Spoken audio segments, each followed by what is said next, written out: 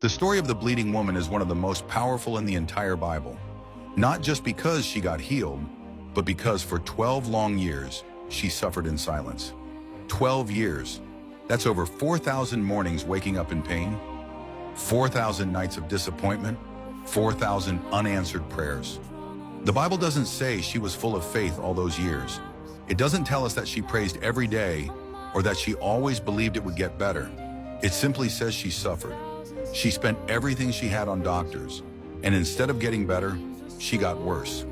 You ever been there? When the more you try to fix it, the deeper the hole becomes? When your prayers feel like they bounce off the ceiling?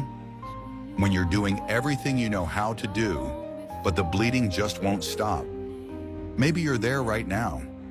And the question that lives inside you is this: why hasn't God helped me yet? Why the delay? Why the silence? That's a real question, a holy one. And while the Bible doesn't give us all the answers, I believe it shows us something powerful. You see, Jesus wasn't in town before. The robe wasn't within reach before. The crowd wasn't gathered before.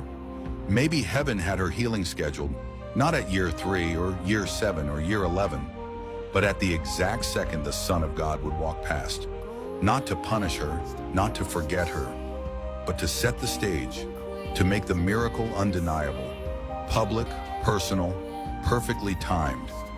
Her story isn't just about sudden healing.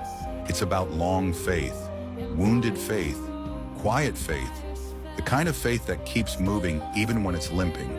And on that day, she didn't call out. She didn't wave for his attention. She didn't wait for him to stop. She reached, just reached, through the crowd, through the fear, through the shame, and she didn't grab his hand. She didn't look him in the eye. She touched the hem, the bottom, the edge, the part dragging through the dust. Because even that part of Jesus has enough power to restore what was lost. And the moment she touched him, something happened. Instantly she felt it.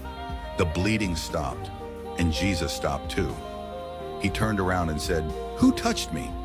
The disciples thought he was being ridiculous. "Master, the crowd is pressing in from every side." But Jesus knows the difference between a bump and a reach. And when the woman realized she couldn't stay hidden, she came forward trembling, afraid, expecting to be rebuked, expecting to be rejected, because that's what shame does. But Jesus didn't scold her. He didn't shame her. He didn't say, "Why did you wait so long?" He looked at her and said, "Daughter," not woman, not bleeder, not unclean. Daughter, that's identity. That's restoration. That's belonging. He didn't just heal her body, he healed her name. And listen, there were others in that crowd, others bumping into him, others pressing close, but only one walked away whole. Only one refused to stay behind. Only one reached with what little she had left. And now the question is yours. What will you do while he's passing by? Will you stay behind the shame? Will you wait for perfect conditions? Will you wait until the pain is easier to explain? Or will you reach right now through the doubt, through the fatigue, through the fear, and touch him? Because maybe your moment isn't next year. Maybe it's not after another sermon. Maybe it's now.